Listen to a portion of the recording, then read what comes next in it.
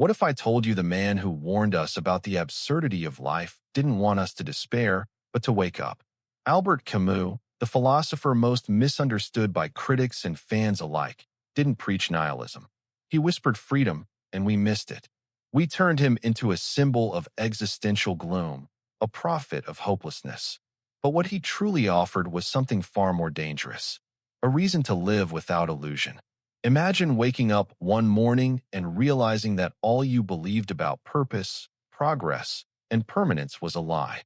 That no grand meaning is waiting for you at the end of your struggle, no cosmic reward, no final justice, just silence. For most people, that silence is terrifying. But Camus saw it as an invitation, not to surrender, but to rebel, not against society or God or fate, but against despair itself. The absurd, as Camus defines it, is the collision between our hunger for meaning and the universe's indifference. It's that crushing moment when life no longer makes sense, when the stories we've told ourselves fall apart. And here's the terrifying part. This moment is not an exception. It's the rule. It's the underlying condition of human consciousness. We merely spend our lives trying not to see it. But what did Camus say we should do when we see it? Most people assume he advocated for hopelessness. The absurd leads to nihilism, but they couldn't be more wrong. Camus wasn't interested in giving up. He was interested in what comes after disillusionment when the veil is lifted, when reality stands raw, cruel, and unconquerable. What then? His answer wasn't surrender. It was a revolt. Think of Sisyphus. The mythological figure is condemned to push a boulder up a hill for eternity, only to watch it roll back down. Most of us would see this as torture. But Camus reimagines Sisyphus not as a victim, but as a hero. Why? Because he doesn't run. He doesn't quit. He pushes the rock anyway. And in that moment, Camus says, we must imagine Sisyphus happy.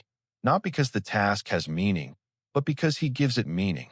Because in the face of absurdity, he chooses to continue. That is freedom. That is rebellion. That is the courage most of us lack. We chase happiness like it's owed to us. We expect the world to explain itself, to reward us for being good, for trying hard, for believing. But the world doesn't work like that. And when it doesn't, we collapse. We say, what's the point? Camus answered that question bluntly. There is none. And yet you are here. You are alive in a world that owes you nothing. That in itself is miraculous. Camus didn't want us to mourn the absence of meaning.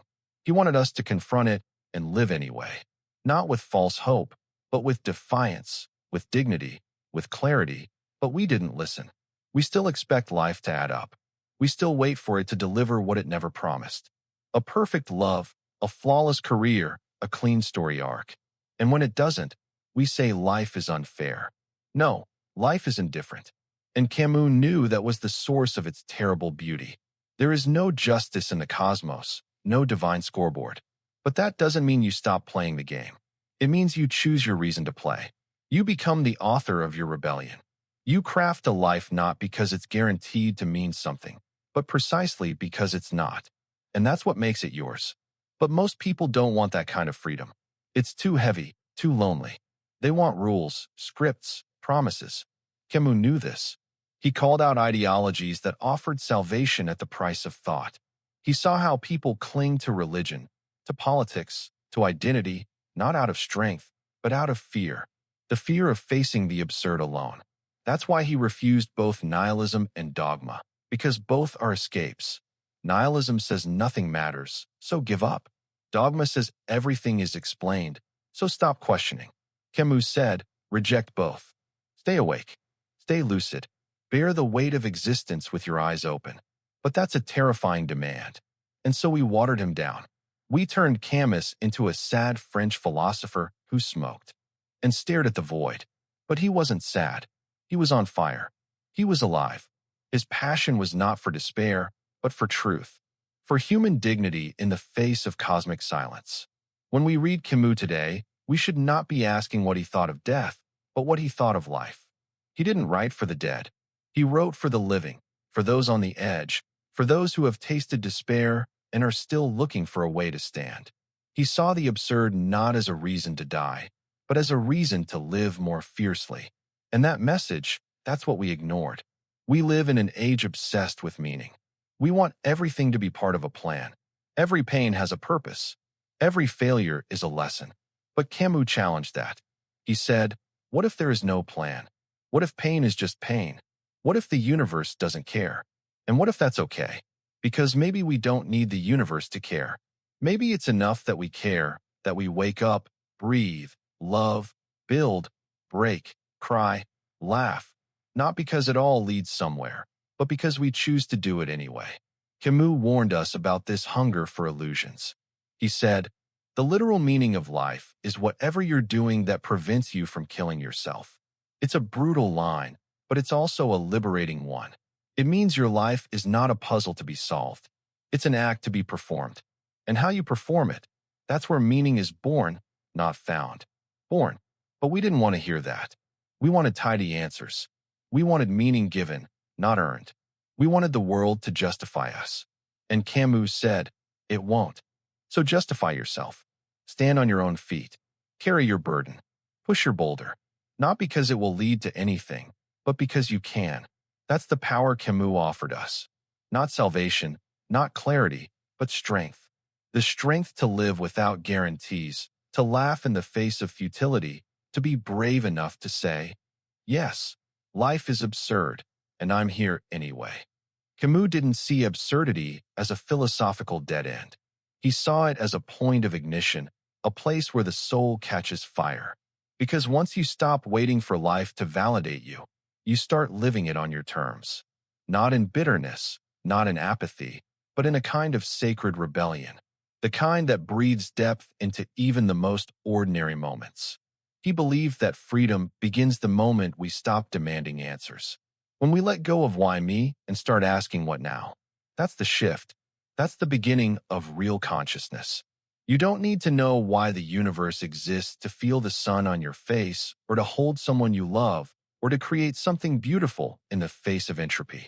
The absence of meaning doesn't diminish these things. It intensifies them. Because when nothing is promised, everything becomes precious. Every second, every breath, every touch. That's what Camus understood. That's what we keep forgetting. We drown ourselves in distractions, in ideologies, in the noise of constant answers. But Camus asks, can you stand still in the silence? Can you look into the abyss and not look away? Can you live without appeal? To live without appeal means to live without begging the universe for a reason. It means refusing to be a child forever waiting for someone to tell you what's right. It's the courage to make meaning, not borrow it. To create purpose, not inherit it. That's the existential maturity Camus called us to. And it's a terrifying kind of adulthood because no one's coming to save you. But once you accept that something miraculous happens, you begin to act. Not out of fear, not out of obligation, but from the raw, untamed force of your own will. You write your script. You define your victory.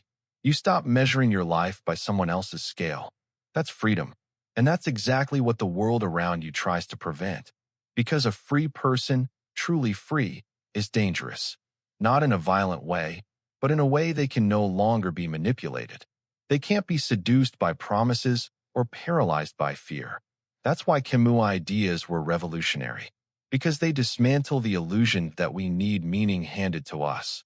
They ask us to become authors of our lives, even when the plot goes nowhere. Especially then. But here's the part that breaks my heart. Most of us will never take that step. We'll keep waiting. Waiting for the world to make sense. Waiting for happiness to arrive. Waiting for permission to be fully alive. And in that waiting, we miss everything. We miss life itself. Camus wanted to wake us from that sleep. He didn't write to comfort. He wrote to provoke, to disturb the stagnant water of our complacency. He wanted to shake us out of the dream because only then can we become lucid.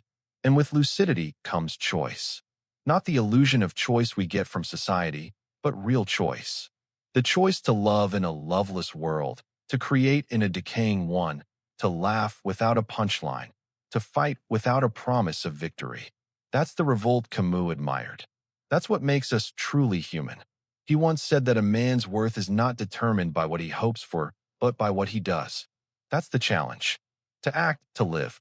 To take every meaningless day and make it burn with personal meaning. Not because it leads somewhere, but because you're here now. And yes, it's hard. It's brutal. There's no safety net in this vision of life. But there's also no ceiling. You're not a character in a script. You're the author. That's terrifying. But it's also empowering because once you accept that there's no higher justification coming, you stop waiting. You start living. And maybe that's what scares us most. Once we see the truth, we have no more excuses.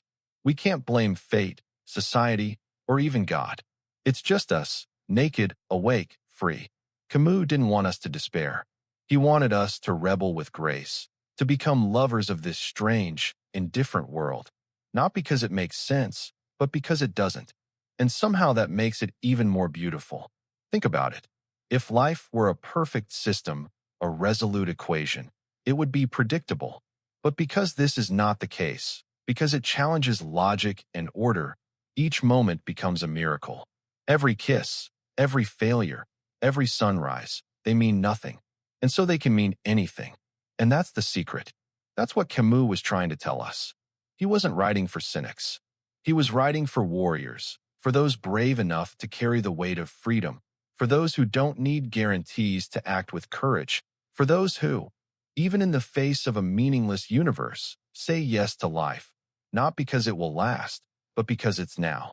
And so I ask you, if you've ever felt the crushing emptiness of existence, if you've stared into the void and heard nothing, if you've looked at your life and thought, what's the point?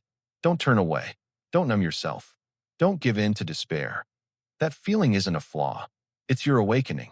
It's the beginning of your revolt, the birth of your freedom. The moment when you stop living someone else's idea of meaning and start creating your own. Because Camus warned us that if we don't confront the absurd, it will quietly destroy us. We'll rot behind smiles, decay inside, roll the dice with our masks still on. But if we do confront it fully, honestly, fearlessly, then we can become something rare, someone truly alive. So what will you do now knowing that life offers no meaning but the one you create? What purpose will you invent? What beauty will you bring into a world that never asked for it? Tell me in the comments. What's your revolt? What's your act of rebellion against despair? And if this made you pause, if it made you feel something raw and real inside you, then don't just let it fade. Not for me. For you to keep waking up, to stay lucid, to keep pushing your boulder, not because you must, but because it's yours. And never forget what Camus meant. The world may be indifferent, but you don't have to be.